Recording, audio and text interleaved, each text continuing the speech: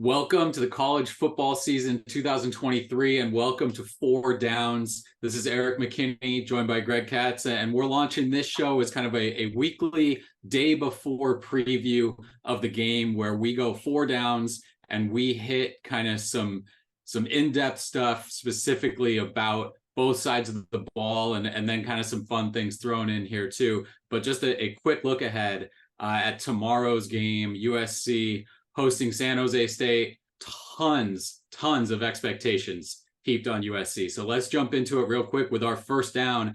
And Greg, that's when Caleb Williams and that USC offense comes out on the field and goes for four quarters. What are you watching? What is the one thing that you have your eye on when USC has the ball on offense? Well, obviously, Caleb Williams is the first person that I'm going to have my eye on. That being said, the offensive line. I want to watch the offensive line, how they block, who's at what spot, to see if there's any last-second changes that may come out of nowhere. And I want to see how efficient they are. It is the first game, so they're not going to be, an oiled unit yet. But I want to see about the pass blocking, see how quickly they make changes on the offensive line, who's going to be coming out and going in early in the quarter, how much patience are they going to have. So that's what I'm going to be looking at. I'm going to follow you up. Like I feel like in all of these, we should take Caleb Williams off the table and not be able to do that because he's the guy that everyone's watching, right? It's his season. He kind of runs college football at this point. He is a huge name nationally and one of the most fun players to watch, I think, that we've seen in years. So he's the guy. And I don't want to do this every week, but I'm going to back you up here, and I'm going to go with the offensive line too. Now, there's skill position guys everywhere, right? I mean, everyone wants to see what does Dorian Singer look like in this USC offense. The true freshman, Zachariah Branch at wide receiver, the South Carolina transfer at running back, Marshawn Lynch. I mean, we could go on and on about the skill position players, but for me, like you, it's that offensive line. What do the rotations look like? You've got a true freshman in Alani Noah as an kind of a co-starter at left guard. How much does he play? You've got a new left tackle in Jonah Monheim who's coming over from right tackle. This offensive line got a lot of credit last year for being good. It was a Joe Moore Award semifinalist. A lot of good players there, but we also saw Caleb Williams scrambling and having to do a lot with quick pressure on him last year. What does that look like? Can you keep Caleb Williams kind of calm in the pocket and give him real throwing lanes so he doesn't have to make those kind of unbelievable highlight reel plays that you know he's going to make, right? He's going to have some of those every week. But is that left tackle spot locked up by Jonah Monheim? I think we'd both guess he's going to do pretty well out there, but you want to see it on the field. And then Lincoln Riley also talked a lot about you want to find those top five, but you also want to know that if things go wrong with an injury or anything like that, you can roll guys in and you're not going to take a step back with that depth. I think this is a game where you can start looking at who's that number 6 guy, who's that number 7 guy, maybe an 8 that can rotate in and give you really potentially significantly important snaps down the line as you get into this season. So both of us glued into that offensive line and kind of wondering what that looks like. Second down, and we're going to go to the other side of the ball now. We're going to go to the USC defense. Again, you go ahead and launch your one thing. What is the one thing that you're looking at when USC's on the field on defense? Boy, there's a lot to choose from, to be honest with you, because all three levels to me, I want to keep an eye on. But I think just out of curiosity's sake, I'm going to have to go with 1A. So I'm copping out here. First of all, I want to watch the inside linebackers, Mason Cobb and Tackett Curtis. I am absolutely excited to see Tackett Curtis start. With all due respect to Eric Gentry, but we don't know if he's been injured during practices. We don't get that type of information. But something tells me we were kind of primed for Tackett Curtis by some of the comments that were made after practice by the coaching staff and the players. You don't name a freshman Captain America because he's Minnie Mouse. I mean, he's a stud. I've been following this guy since he was a junior in high school, and you keep trying to say, let's not get overexcited about him. But Cobb to be named a captain already tells me a lot. Okay, that being said, that's where I have actually the most confidence in, because I think both of them together have a enormous motor. I mean, these guys are really active. Reminds me of the great teens of Pete Carroll with the linebackers they had inside. Second, of course, the 1A is, I think everybody would agree to this, the defensive line. I want to see who are the contenders and the pretenders. I know what some of these guys were coming out of high school. Many of you know what they were like, the 5-star. But you know what? They're still transfers. Why did they transfer? There's something that always sets off a warning sign to me about a transfer. And we're going to see. I think when we looked at the depth chart, I don't know about you, Erik, but when I saw that Bear Alexander was an or, maybe that was an injury, quote, soft tissue injury. Well, now he's still stuck in an or with bars. And, it was kind of confusing to me. So what I'm really looking for in that sense, not to yap on too long, who are the down three? Who's going to be the four guys? Jack Sullivan. Let's make sure that we put his name in there. But is it going to be Bars, Anthony, Lucas? Are they going to be, down the down group with another addition and the rush end? But that's a separate thing to me. So that's what I'm looking at. Yeah, for me, I'm going to go a little bit like you and do two things. I'm going to go on the field and off the field, right? And I'm going to start off the field, and it's Alex Grinch. I mean, that's kind of the thing. What does this defense overall look like and sort of feel like after this first game? I don't think anybody expects San Jose State to come in and push USC around offensively at all, right? And that's the expectation. So does this defense look night and day different than what it looked like against Rice? Now, that Rice game last year, USC intercepted 4 passes, returned 3 for touchdowns, and that covered up a lot potentially. I think we kind of talked about it a little bit, but when you saw that was the highlight. It wasn't that Rice sort of had these methodical long drives on the ground that resulted in touchdowns. And so has he built a defense that can do that? And I think now moving on the field, what I'm going to look at is the line of scrimmage. And you mentioned the defensive line. And again, I hate to kind of go right where you are, but going into the first game, these are all the questions that we had. Where are USC's defensive linemen in terms of the line of scrimmage? What side are they playing on? This is a defense that has to get its guys into the backfield, making plays back there. Sacks, tackles for loss, havoc plays. Does USC have a group now that can do that can play consistently and not one guy? It's not Tooley being over there and harassing people in the backfield, and they've got 2 ways to get around him because nobody else is collapsing the pocket. Are there 2, 3, 4 guys at a time playing in the backfield consistently? And that's something where coming out of the gate, you need to show that. And USC really needs to be able to do that. And I think when Mason Cobb says we're on the field to force a lot of 3 and outs, that's what that comes from. That comes from a big first down stop, put them behind the chains, and then finish off a drive defensively over and over and over with that depth that we've kind of talked about all offseason. All right, we're 2 downs down. Now we're going to 3rd down. And this is a fun little thing.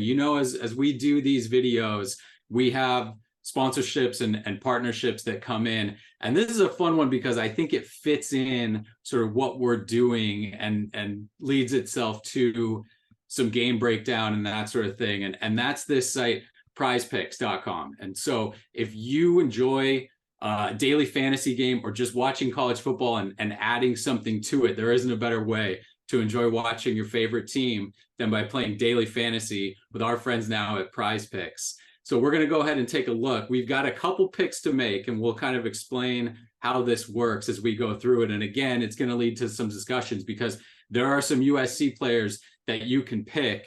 They're going to give you a number. Caleb Williams is on there. Dorian Singer's on there. They're going to give you a number in terms of total passing yards, total touchdowns, receptions, all of that stuff. And then you're going to pick more or less based on what you think. So Greg and I are going to go in, and what I like about this is it gives us a chance to go on the record and be wrong and have all you tell us ahead of time how wrong we are on some of these picks, which I know, Greg, I know you love. I know you love when we can get into that stuff. I don't get enough of that inside the Trojans huddle. I'm trying to add more and more to that. We're thickening the skin as we go here. So take a look at this, and we're gonna go. So the thing about Prize Picks here is right now it's going to match your first deposit up to $100. Which here, so if you want to throw in $50, it'll match $50. If you want to throw in $100, it'll match $100. It's available in 31 states. California is one of them. So USC fans here can get involved in it. And right now they roll out these kind of freebie squares. Right now it's Dak Prescott. So here's a 0.5 pass yards. They're kind of giving you if he throws for 1 yard, you win if you pick his square. And so we're going to go into it here and take a look. We've got baseball, there's college football, there's WNBA, there's NFL. You can kind of go wherever you want. If you come all the way over here, they've got college football season, which is where you can look into Caleb Williams right now, 3,600.5 pass yards. Does he go more or less than that? But where we're going to go here is we're going to go just looking at Saturday. And so we've got receptions here. So Greg, I don't know if there's something that jumps out to you. We've got Dorian Singer at 4.5, and we're guessing more or less on him, but we've got a few other choices too. Receiving yards was one that jumped out to me because we've talked a lot about, right, the wide receivers. What does it look like? Jordan Addison's not there anymore. You have, what would you say, 10 wide receivers that you'd realistically be okay throwing out there right now? And so the ones they've got here, Dorian Singer at 67.5 receiving yards, Mario Williams at 47.5 receiving yards. I think the Mario Williams to me jumps out as that, where there's that relationship between him and Caleb, and he hasn't been talked about a whole lot. And he seems like a guy to me that could have a big year. I don't know if we want to go straight to Caleb. Caleb is on the passing list, 304 passing yards. Well, you got to start with Caleb. I mean, he is the guy. I think what's nice about this is for the fans that are doing this, it's pretty simple to make a pick. You just look at the numbers and you say, are they going to be better or worse? And, it gives you food for thought. Now, on Caleb, I think what I have to take into consideration, honestly, is how long he'll be in the game. He's not going to be in the game for 4 quarters. If he is, they're in a lot of trouble. I would say he probably would play 3 quarters. But you've got a whole season. You don't want to take a chance on him getting, injured when the game is really out of reach. So, if they're really up at halftime, I mean, is he going to go out after the first half of the 3rd quarter? So that's going to take down those numbers. But I think he's going to start off hot as heck. And with those receivers, I think they've got all those future NFL receivers, and he's going to, they got to take into account, a Heisman Trophy, but he's already got one. But I'm going to say that he is going to, well, if we're looking at this stat where he, well, this is the one I think, because he's the only one. He's the only guy that they've got here with, and we're talking about total touchdowns, passing touchdowns, rushing touchdowns, receiving touchdowns. That's a no-brainer to me. At 3.5. I think we're both comfortable going more on this, right? No question about it. I mean, if he doesn't, then they need to have an investigation.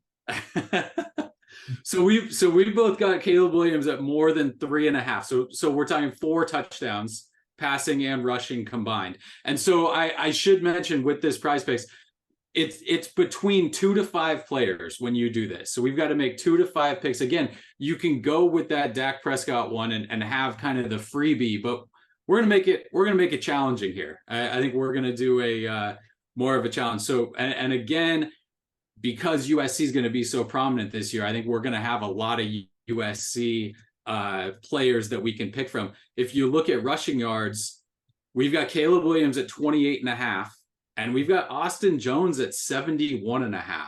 And we talked about the offensive line. What do you think about this Austin Jones at 71.5? Well, honestly speaking, and we talked about this a little earlier, I know this is the option, but I have to think about Marshawn Lloyd, because I think he might be even the better running back, and I think Jones is pretty good. So I don't know if when you divide both those guys up, whether Austin is going to hit 71.5. It depends on how many carries he's going to get. But I would say that, oh, boy, this is a tough one. Because I'm thinking about Marshawn Lloyd, and I go, well, I could see him going for 100 yards rushing or more. But the question at hand is, would Jones be able to surpass 71.5? Okay, I'm going to be optimistic and say yes, he's going to he's going over. See, I would guess Austin Jones goes under. And I look at last year's season opener, and it's a different team, right? You're breaking in a new offense with those guys. But USC last year, their leading rusher in terms of carries, Caleb Williams had 6 carries, and Rayleigh Brown had 6 carries, and that was it. The other guys did not get a ton of carries. That ball was spread all over the place in that first game. And so it feels like Austin Jones would need to break a few, because you've got a Marshawn Lloyd, you've got a Darwin Barlow, you've got even a true freshman like Quentin Joyner, who could kind of steal carries in this season opener as you get into, trying to figure out who's going to play what and what the rotation's like, and spreading the ball around a bunch. But I'm also with you. I think that USC wants to come out, establish themselves on the ground, and Austin Jones did not just roll over and let Marshawn Lloyd run away with that number 1 running back spot. So this is a tough one for me. And I'm okay to go with you, and I'm okay to throw my hat behind Austin Jones, but 71, I think, feels high. Well, I think if he breaks a big one, suppose he breaks a 45-yarder. Yeah. I don't think that, for me, that's not out of the question. So then it becomes, can you make up the balance to get past 71.5, which is reasonable? It really depends on, is he going to be explosive enough to get a big chunk of it early on? Which is something the USC running game struggled with a bit last year, those big chunk explosive plays. The one, so I think this is the one that I want to make the call on. Okay. Does Dorian Singer go more or less than 4.5 catches? So we're talking about, does Dorian Singer make 5 catches? I think, if I remember right, I think that's the number that Jordan Addison had just in that opener last year.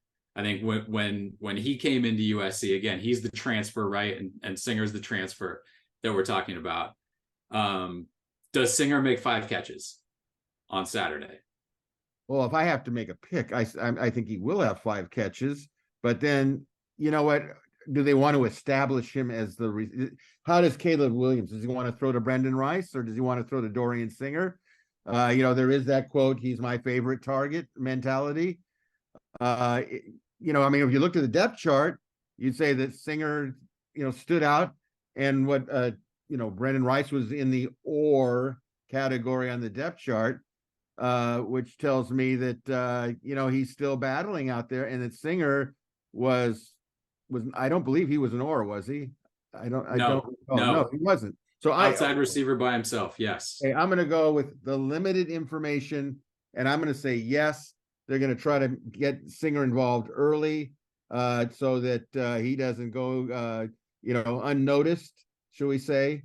So I'm going with him. He's going to have 5 catches. Let's go with those two having a pretty big game on Saturday. I think that it's going to be fascinating to watch.